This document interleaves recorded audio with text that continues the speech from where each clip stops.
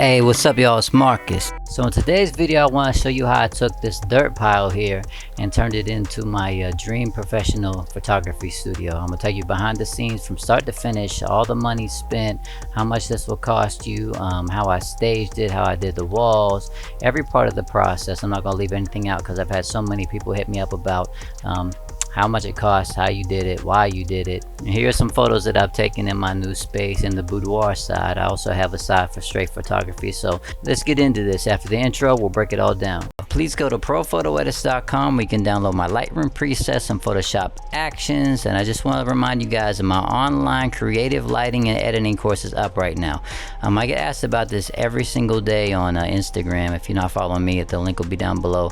But how do you get these in-camera effects? I don't do any of this in Photoshop. This is all done in camera.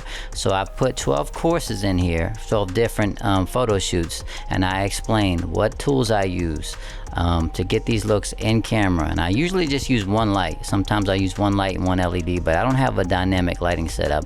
Everything you're looking at here right now is explained in the course. We're over, I think, 300 or 400 people in the course right now, so it's really growing and people are really happy with this.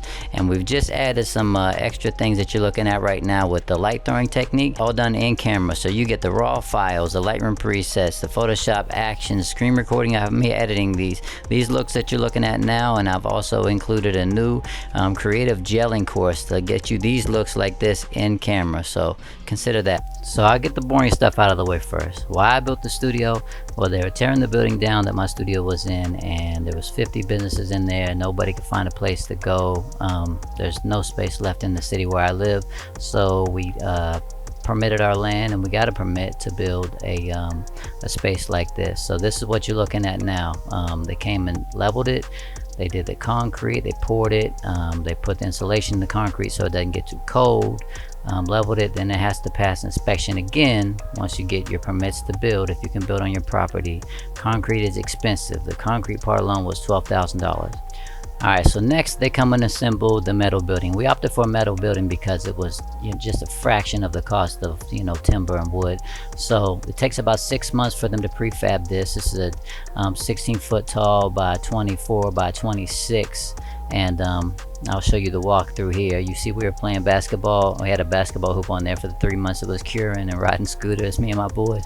And I'll give you a little iPhone tour, and we'll get to the good stuff here in a second. I just want to show you every part of the process. Now at this point we're probably about 6 months in, because the building time on these metal buildings it takes a while. So now inside, this is what it looks like with just concrete, the building anchored down, and now you have to get another permit process to make sure it's anchored securely, and everything is fine. Now we're getting into electrical. They're hanging the lights that I had put in at the top and putting all the outlets on the sides, and now we have bought the doors. The lights are working on the outside, and at this point we have another $15,000 for the building.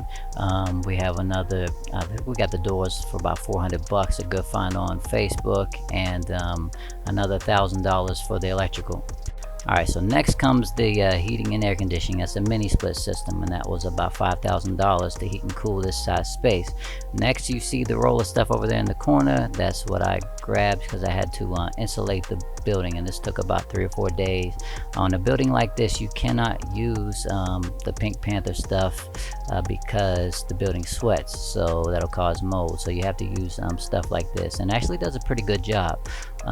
Especially with drywall on top. And here come the professionals. They put the drywall in. I didn't attempt to do any of this. Now pay attention to that scaffolding in the back. That's going to come in really handy for me as we start to do these walls. That's the number one question I get, is how did you do the walls in your space?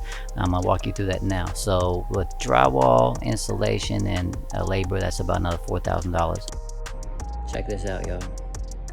Alright, so the hardest part of this whole process is this. This is called Henry's feathering concrete. Now don't think I'm crazy, because as you can see in my photos that I've shot in my room, it actually turned out really awesome. It's gray. You can make it warmer, you can make it cooler, and it has texture. But to get it from the state that I started at in the first photo to this, like right there is where you start. The first patch took about an hour. You have to mix the feathering concrete with a certain amount of water and trowel it onto the wall. Then you do a little bit more.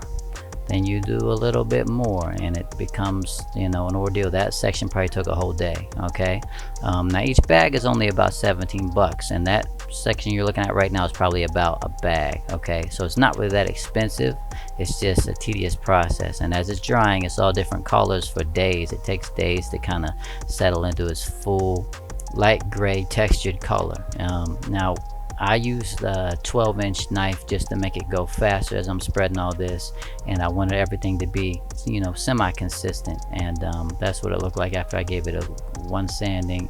I'm not even sure I needed to do that. Now that's a wall and a half. I couldn't get the very top because that was like 17 feet up, and I was on a step ladder on top of the other scaffolding, and I wasn't trying to kill myself. So this is what it was kind of looking like, as I had the other walls painted white, and I did the back side and the corner, and I decided on, you know, I need to do more. So I ended up doing almost the whole entire building with it, just to have a consistent look. So I'm not going to show you all that because it's boring, and it took about a month just working on and off. So I moved in lockers that we bought off a fire station, painted them gray to match so I can hold all my thing. We had 3 lockers, so 6 bays, and then we built this built-in thing with just 2x4s to hold paper rolls, canvases.